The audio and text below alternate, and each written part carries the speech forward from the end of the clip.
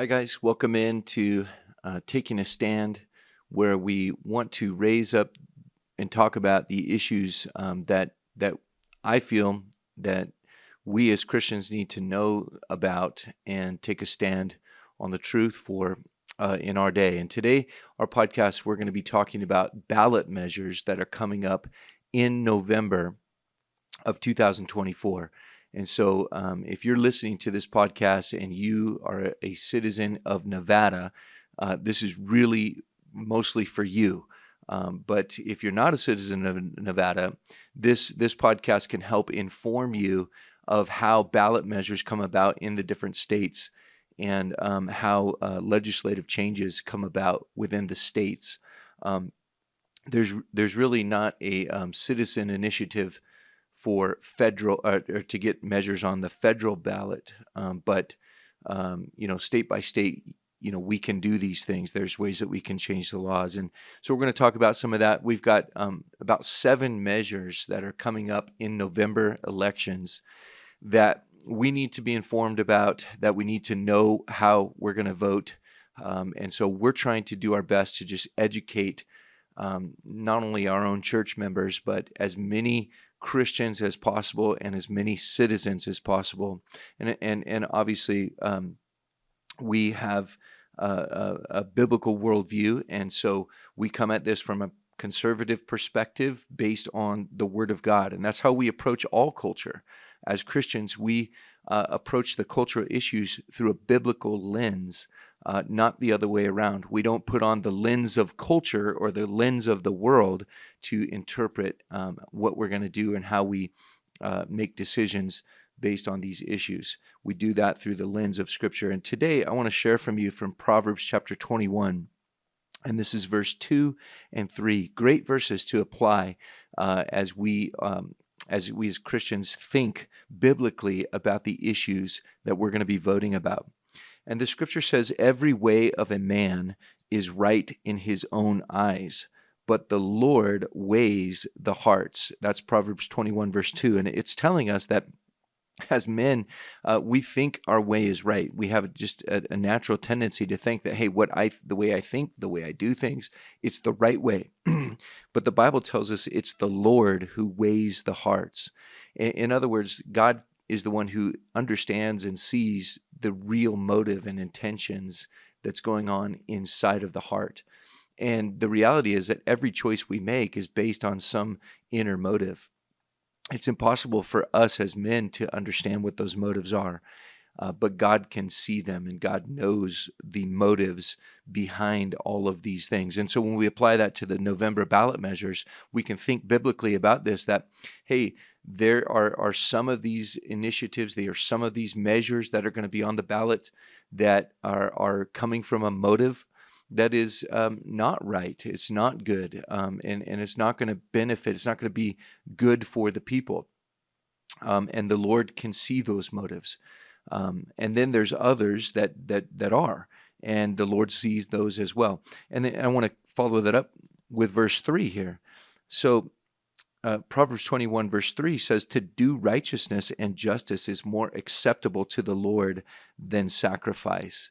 And what I want to point out is that the Bible recognizes that, the Lord weighs the motives of the heart, but it's up to us to make a decision to do what's right and to do what's just. And when we're talking about justice, that is something that is always tied to morals. It's tied, and morals are tied into God, the character of God. And so everything that we say is right and just, we have to qualify that. And that qualification comes from the character of God, the attributes of God. He is holy, He is just, He is righteous. And so anything that we do that's righteous and just has to line up with that character of God. But and this is what is acceptable to the Lord, is to do the right thing. And so where this ties into voting for us as believers, as Christians, is that we need to do more than just talk about these things. We need to do more than grumble or complain, which is what I hear a lot of Christians do sometimes. And I've been guilty of that myself too, just grumbling, But we need to do more than that. We need to actually do what's right, and we need to do what's just, and we need to get out there, and we need to vote our values. We need to vote our biblical values as Christians. It's so, so important. And so, guys, as you're listening to this today, we want to inform you about the ballot measures that are going to appear on the November ballot so that you can vote with knowledge and information, so that you can make an educated choice based on your biblical values. So I want to start off by talking just about the different types of initiatives that we're going to see on the ballot in November. And again, I believe there's going to be 7 initiatives. There was just another one that was just approved. There was going to be 6, but now there's going to be 7. But excuse me, there are basically different types of initiatives, 2 different types. One is initiatives that are citizen initiated. Sorry, this is a mouthful. Citizen-initiated ballot measures.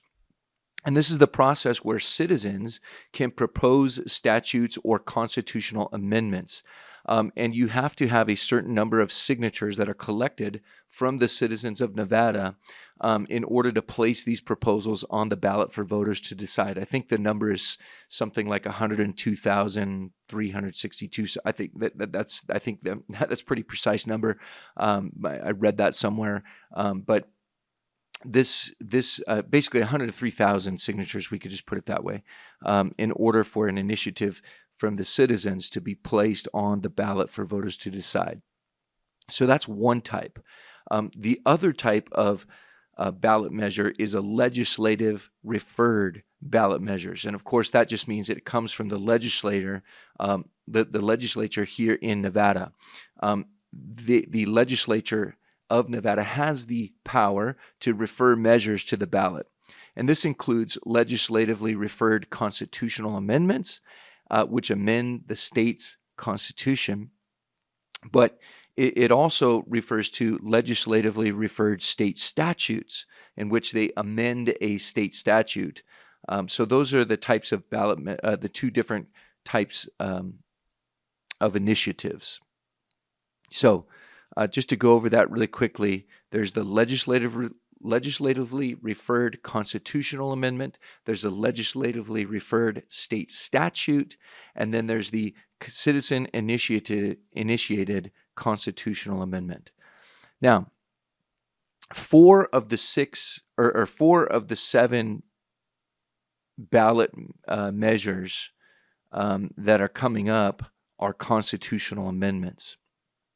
3 of these are legislatively referred constitutional amendments, and one of them is a legislatively referred state statute. And then 3 of the others are citizen-initiated constitutional amendments. So as we look at these today, we're going to break them down. I want to go through each one of the questions that's going to be on the ballot with you. And I want to just tell you what they are, and then just tell you a little bit about them, so that you can be informed. And then you can pray, and you can do your own research as well. I highly encourage you to do your own research on all of this so that you can make an informed decision when you are at the polls, or when you use your mail-in ballot, however you're going to do it. Now, by the way, I just want to thank our community impact team. We have a great team here at our church that helps me with all this research, and they help me with these things so that I can educate and inform our people. And I specifically want to thank Miss Carter. She's a part of the community impact. She's done a lot of the research for me on this, and I'm very thankful for her help, and just really thankful to the community impact team in general. It's a great team. I have the privilege to get to lead them. This is something that I wanted to do so that our church body could be informed and make good decisions when we're voting on these things. Now, let's go through this by the numbers. Questions 3 and 6 and I believe also seven. Yeah, seven. These are citizen-initiated questions, and these three ballot measures, citizen-initiated, they have a real impact on the citizens of Nevada.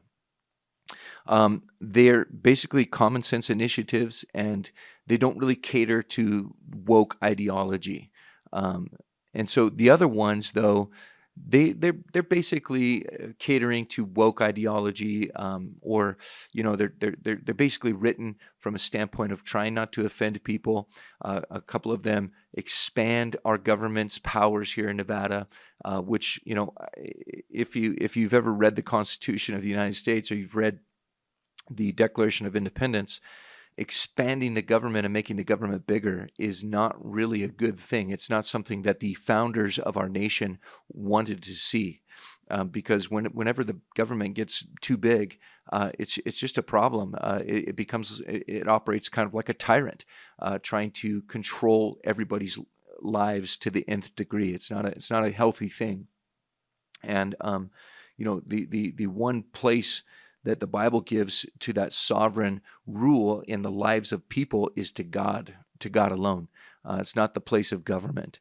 And what we see happening today, of course, is that we've got this bureaucratic arm of the government that's become so powerful that they're basically a machine that's just operating in their own, and really usurping the individual rights and the family rights here in our nation. So we want to be aware of those things.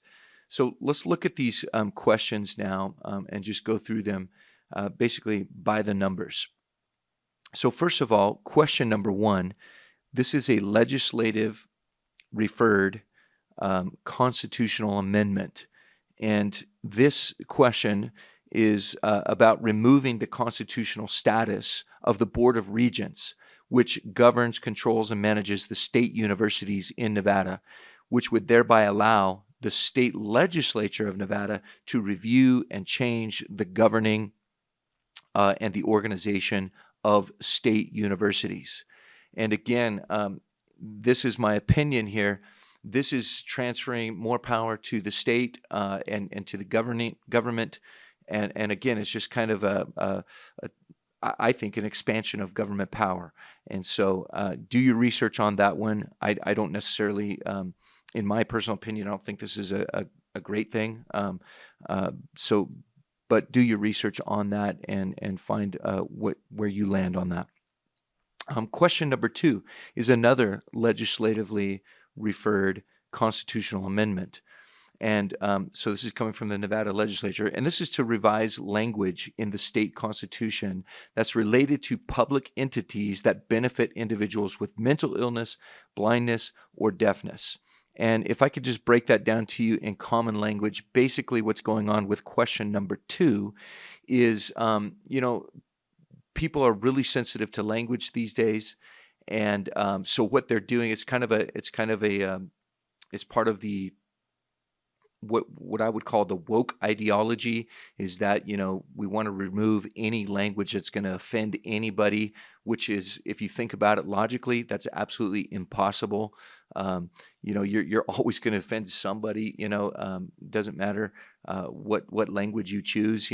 So what this does, question number 2, is it's basically changing the language that is in the state constitution as related to public entities that benefit individuals with mental illness, blindness, or deafness. And so they're just going to be changing the language. There's no real opposition to it, and it doesn't seem like a big deal. Other than that, it's just kind of like catering to the woke ideology of using non-offensive language, which we've seen happening all over the place around here.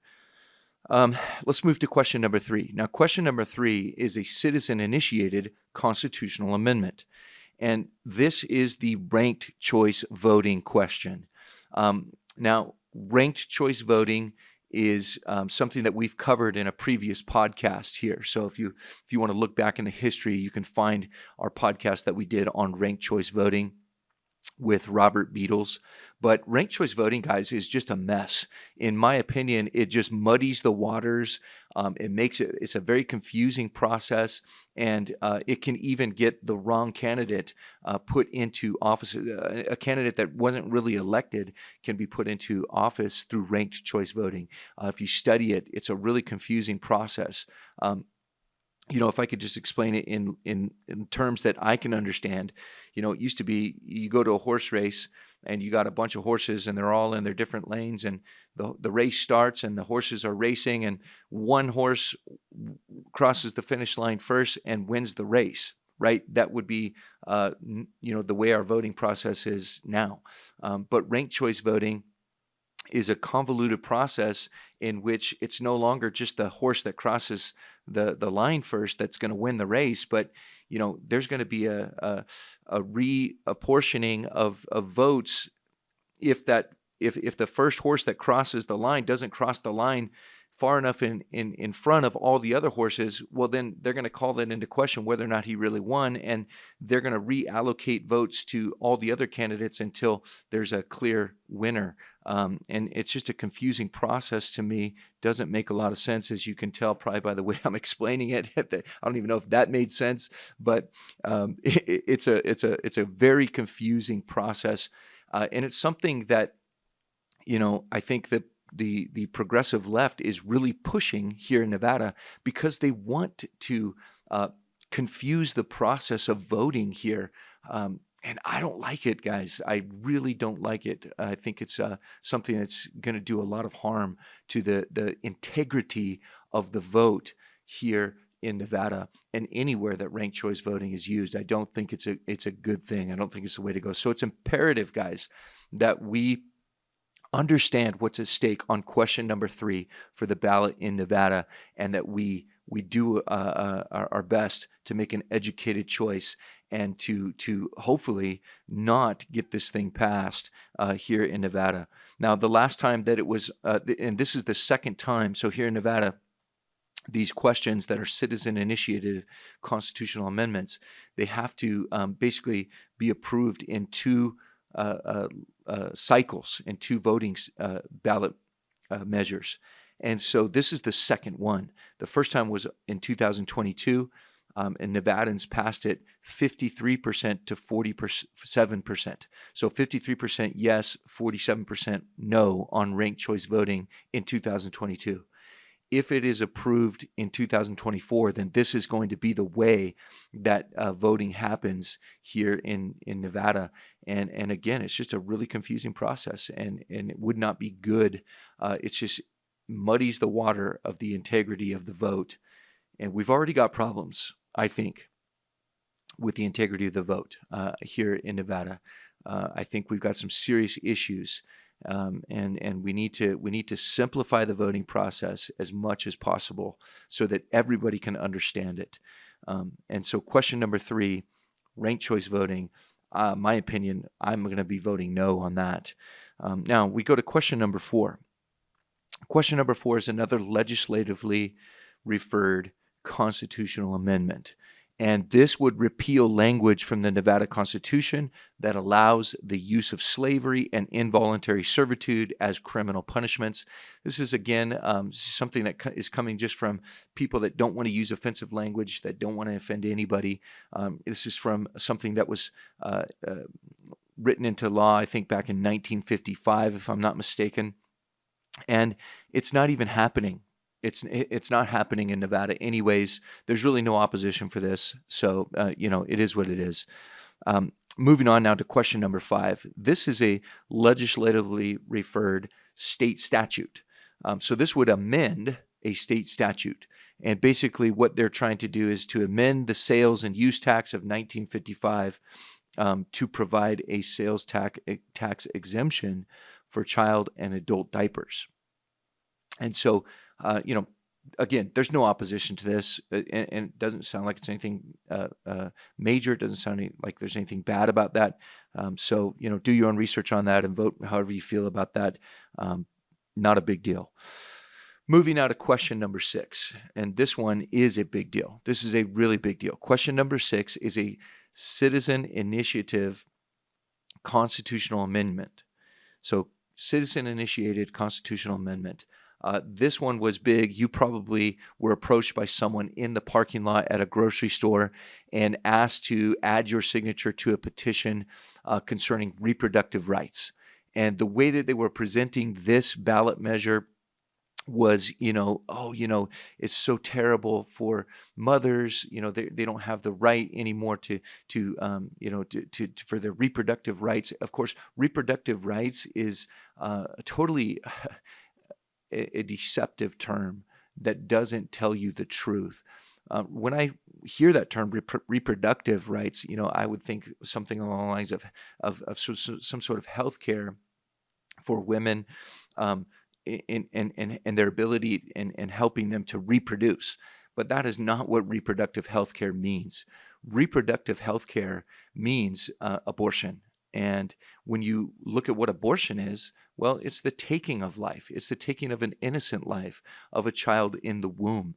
And, when I was approached by these folks in the grocery store parking lot, and they were asking me to put my signature on it, I engaged them in conversation. I asked them, well, can I ask you, what benefit does this have for the baby?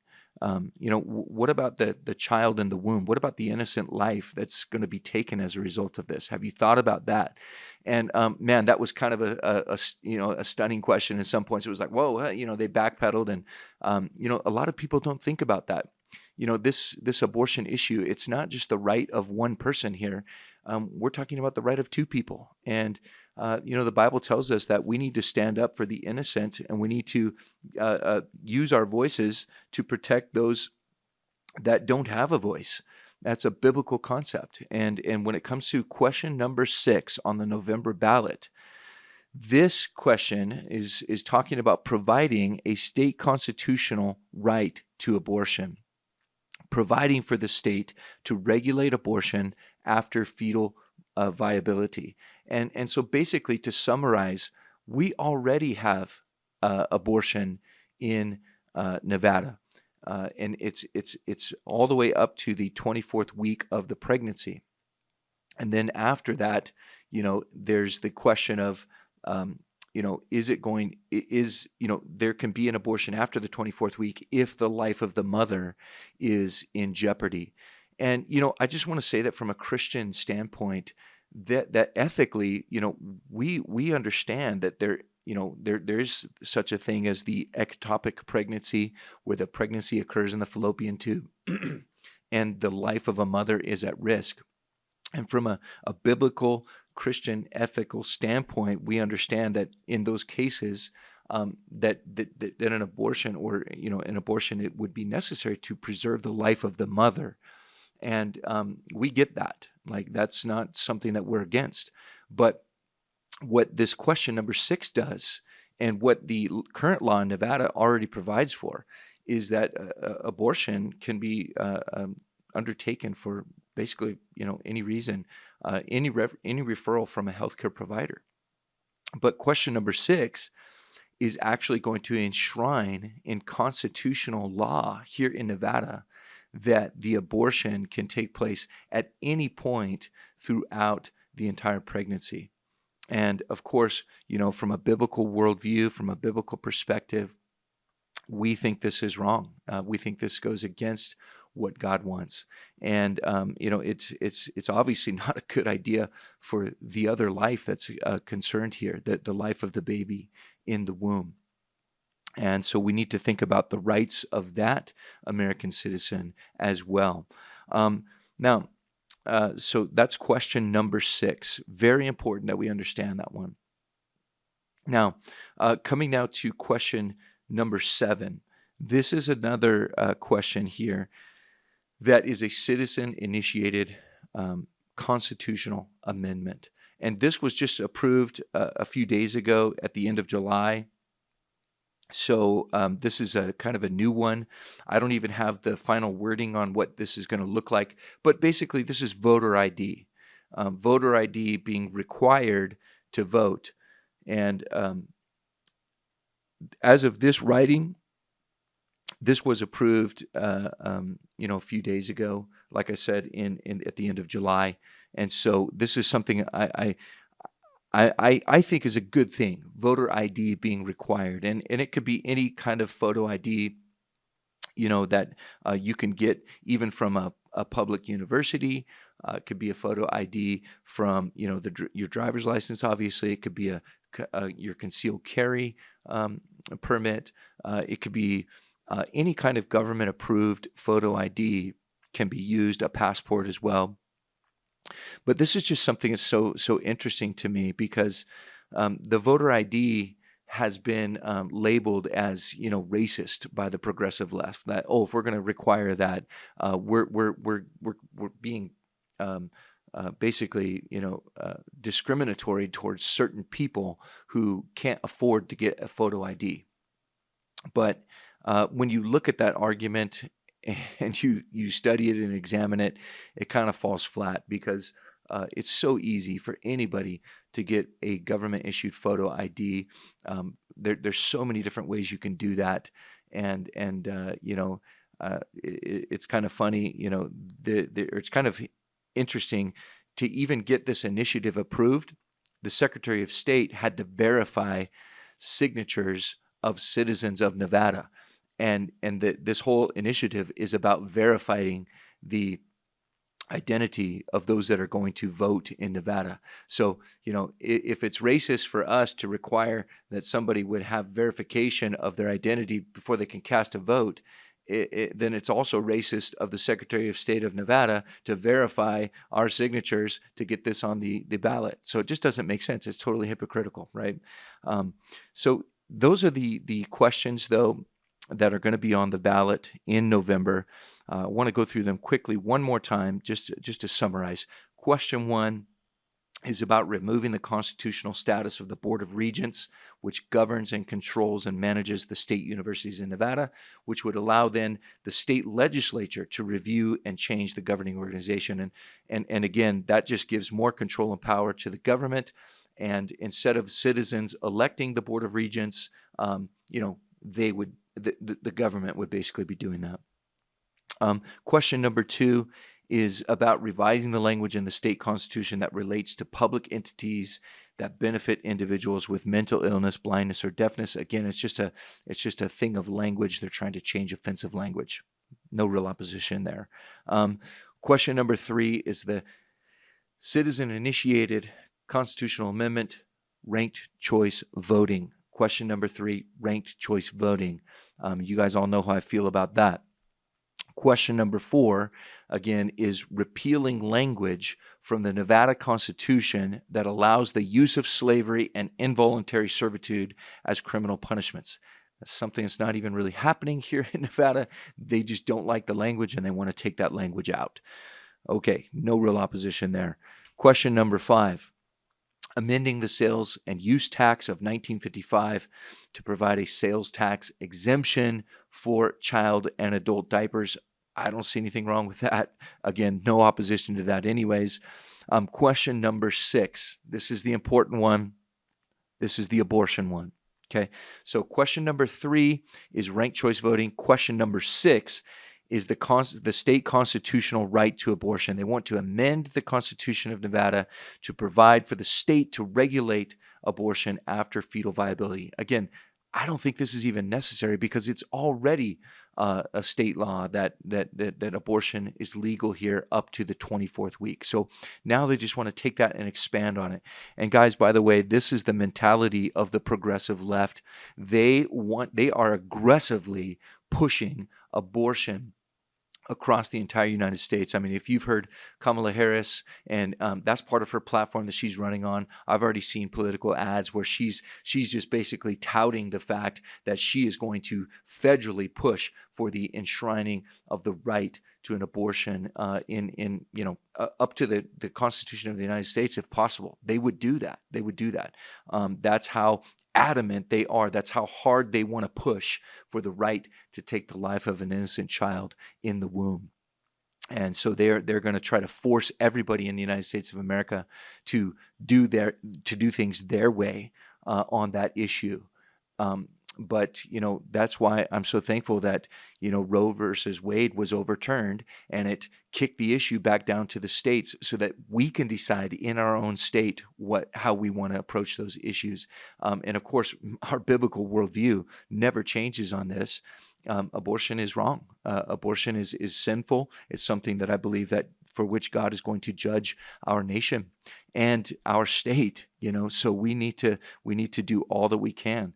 I want to read to you from Proverbs chapter 24, verse 10 and 11 and 12. These verses are great verses when we think about the fight that we need to, the good fight of the faith that we need to give ourselves to as Christians. It says in Proverbs 24:10, if you faint in the day of adversity, your strength is small.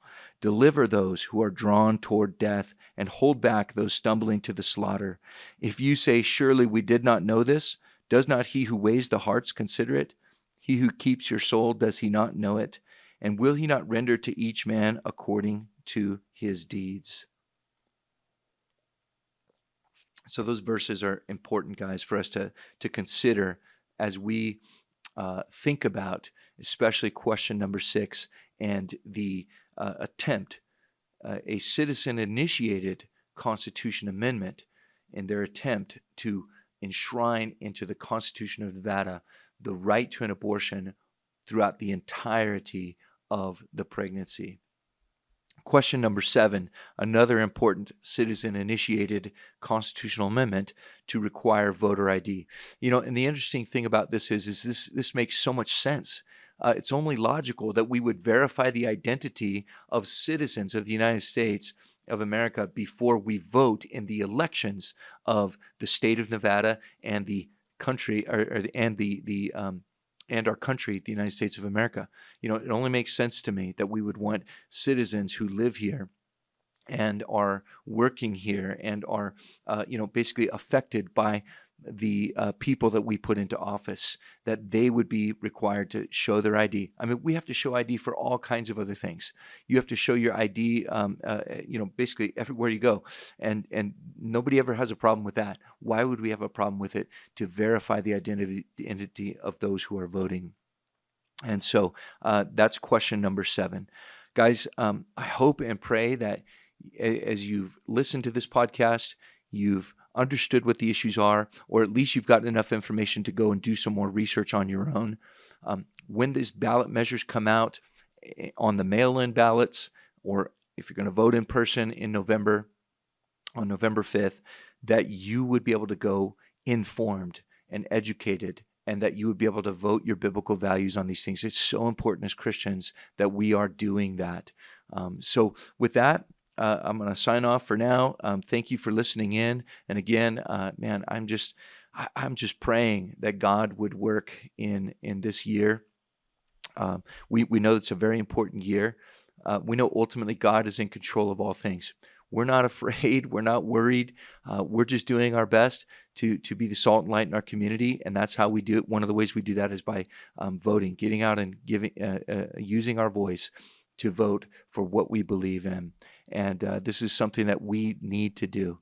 God bless you guys, and be praying. Let's be praying and just praying for our state, be praying for our country. It's so important that we are doing that. The Bible instructs us to pray for those that are in authority. And so we need to pray, but we also need to do. Just as I read at the beginning of this, that we are to do righteousness and justice, because that is more acceptable to the Lord than sacrifice. All right. God bless you guys.